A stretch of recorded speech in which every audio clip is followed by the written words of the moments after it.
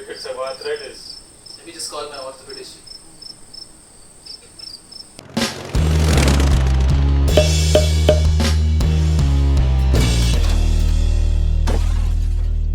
Hey everyone, welcome to Mushaira. Please follow us on Instagram and Twitter and do subscribe to our channel. Today we are going to review The Crickets Have Arthritis by Koyczan. This was performed at the Words Aloud for Spoken Word Festival in Durham, Canada in November 2007.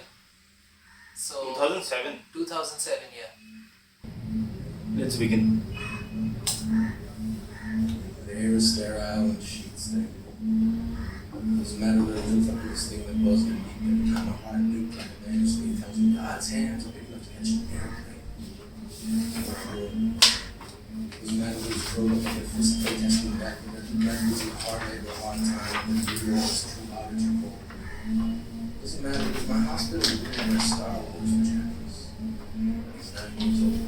And he's clueless. I don't have to ask who he's got. The bald head with the skin and bones frame speaks volumes. The Game Boy and the feather pillow booms like they're trying to make me feel at home. He's gonna be here a while. I manage to smile the first time I see him, and it feels like the biggest lie I've ever told, so I hold my breath. Because I'm thinking any minute now he's gonna call me on it. I hold my breath because I'm scared of a 57-pound boy hooked up to a machine because he's been watching me, and maybe I got him pegged all wrong, like maybe he's bionic or some shit. So I look away. Like I just made eye contact with a gang member who's gonna rap sheet the length of a lecture on dumb mistakes politicians have made. I look away like he's gonna give me my life back the moment I got something to trade. I damn near pull out my pack and say, cigarette? But my fear subsides in the moment I realize Lewis is all show and tell. He's got everything from a shotgun shell to a crow's foot. He could put them all in context. Like, see, this is from a shooting range, and see, this is from a weird girl. I watch his hands curl around a cufflink and a tie tack and realize that every knick-knack is a treasure, and every treasure's got a story, and every time I think I can't handle more, he hits me with another story. He says, see, this is from my father, see, this is from my brother, see, this is from that weird girl, see, this is from my mother. It took me about 2 days to figure out that that weird girl is his sister. It took him about 2 hours today after she left for him to figure out he missed her. They visit every day and stay well past visiting hours because for them that term doesn't apply. But when they do leave, Lewis and I are left alone, and he says the worst part about being sick is that you get all the free ice cream you ask for. And the worst part about that is realizing there's nothing more they can do for you. And there's no easy way of asking. I already know what he's going to say, but maybe he just needs to say it, so I ask him anyway. Are you scared? Lewis doesn't even lower his voice when he says, fuck yeah. I listened to a 9-year-old boy say the word fuck. Like he was a 30-year-old man with a nosebleed being lowered into a shark tank, he's got a right to it.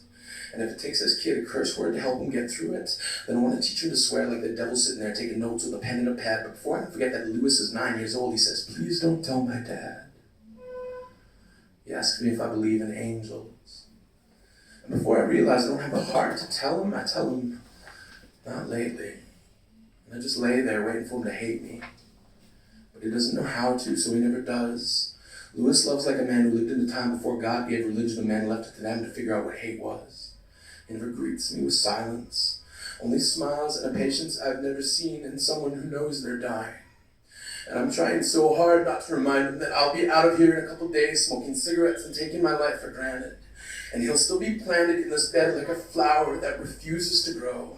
I've been with him for 5 days, and all I really know is Lewis loves to pull feathers out of his pillow, then watch them float to the ground. Almost as if he's the philosopher inside of the scientist, ready to say it's gravity that's been getting us down.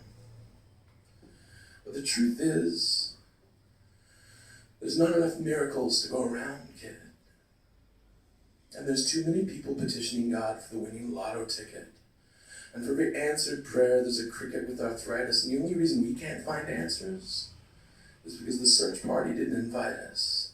And Lewis, right now, the crickets have arthritis, so there's no music.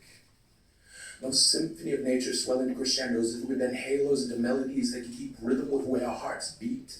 So we must meet silence with the same level of noise that the parents of dying 9-year-old boys make when they take liberties in talking with heaven. We must shout until we shatter in our own vibrations, then let our lives echo and go distant. Distant enough to know that as far as our efforts go, we don't always get a reply. But I swear to whatever God I can find in the time I have left, I'm going to remember you, kid. I'm going to tell your stories often as every story you told me, and every time I tell it, I'll say, see, there's bravery in this world. There's 6.5 billion people curled up like fists protesting death, but every breath we breathe has to be given back. A 9-year-old boy taught me that. So hold your breath.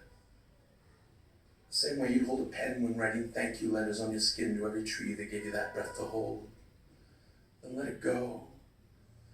As if you understand something about getting old and having to give back. Let it go like a laugh attack in the middle of really good sex. The black eye will be worth it. Because what is your night worth without a story to tell? And why wield a word like worth if you've got nothing to sell?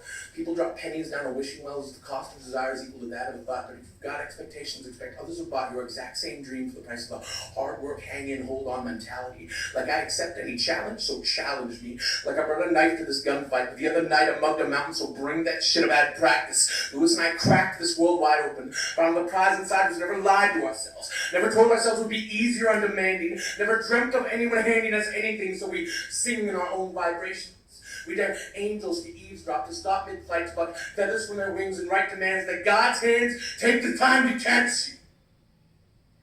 So that even if God doesn't, it wasn't because we didn't try. I don't often believe in angels. But on the day I left, Lewis pulled a feather from his pillow and said, "This is for you." I half expected him to say, "See, this is the first one I grew."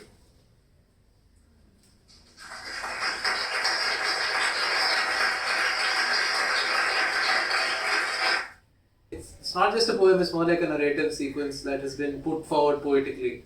Not just like just a poem on its own as such. It's like it's basically trying to narrate us. It's like a sort of like a modern day ballad of some sorts. Except like in ancient times when they used to give more importance to rhythm and structure, whereas now it's more about the general feel of the poem itself or the play on words and stuff like that. I mean, this person has followed a lot of rhymes, but they're very you don't really. It's not very evident to you when you listen to it for the first time. But if you go through it a little slowly, you understand. Like there are bits and bits and bits rhyming in between that make your brain perceive of this as poetry, not just as one big written wall of text. So that is what is free verse, yeah, right? Basically, he grasped what you say, a more rhetoric kind of like how an orator would grab you. Yeah, sorry. By your and your this attention. This is like very good. I felt this performance itself was like one of the best performances I've seen. Like it wasn't overly dramatic or anything. Yeah, very subtle kind of. Exactly. He knew the weight of his words themselves, and he let the words do the talking. Of course, he also put a lot of emotion and his performance went. But he has the entire thing memorized. Yeah. Exactly. That is like I can't even imagine starting to memorize like one page of this. No, but I don't think like he might have just remember the points and then gone about it. But then that would be very difficult. That is not the case definitely, because there are too many poetic devices like throughout the length of the poem which can't have been improvised. Yeah. I mean, of course, he might have improvised. I don't know. We don't know that. What this entire thing, his style of writing in general reminded me a lot of other authors who I like to read a lot, like as novels and short stories. Like you take somebody like Salman Rushdie or Kafka or Murakami or something. Yeah. Like they have this quality. It will be the scene itself is very simple. It's just a man lying next to a kid with cancer. That's it. That's the entire premise of this huge 6-minute long poem. Yeah. And there is so much of beauty he has pulled from around it, and he has taken simple actions of the child, he's pulling out. Dictating the emotion. Yeah, he has added his own emotions and added a lot of scenery and imagery into the simple action. If the child is pulling out feathers from his pillow and he has the he has compared that to angels Angel, pulling out right. their feathers, and he's like, we Right. should petition them that they should, using those feathers, they should write petitions on the hands of God himself to catch him when he's falling and stuff like that. So I found to be like very, very powerful imagery rising from something very, very, very simple. No, his entire poetry, like, was very powerful. Like, the images he constructed. What I didn't like is that he should have stayed in the moment for some time. He just turned around and, and obviously he was thirsty after all of this.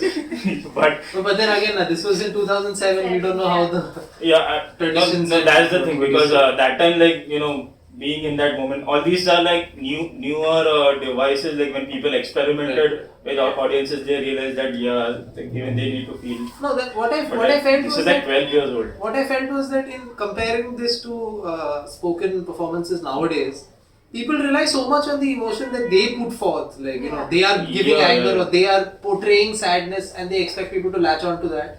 Whereas this was like from an older time, like slightly older time, in which he's like, I have given you, like, my words have all the emotions in them. I'm just presenting it to you in a good way. And, I am not going to act like I have cancer or I am depressed or I am crying here. Yeah. The only thing he portrayed was rage towards the end. Yeah, there is nothing fake in this. That's Yeah. something he's like, Yes, putting fake. intentionally just to, It feels natural. It feels like, somebody is naturally saying it, Yeah, but very it just poetically. came like he was just sitting in the audience and he was just called up to, say Yeah. something, and he just said, like, that was. It sounds like a That is how naturally natural. poetic man, to be honest. Anyway, let us know if you know anything else this person has written or spoken or performed, and do follow him wherever possible. Do check out his poem, and do follow us on Instagram and Twitter, and subscribe to our channel.